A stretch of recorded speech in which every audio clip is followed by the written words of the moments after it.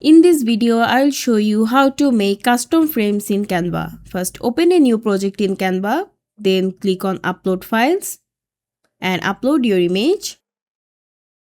Then drag it onto the design. Next, click on BG Remover. Once complete, download it as a PNG with a transparent background. After downloading, go to Apps and search for Image to Frame. Select it from the result.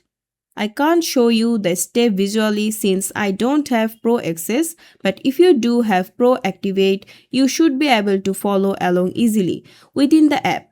First, click on Choose File and select the picture you downloaded.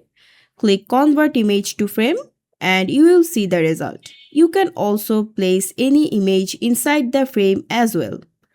And that's it. I hope this video is helpful. If it was, please give it a thumbs up and don't forget to subscribe.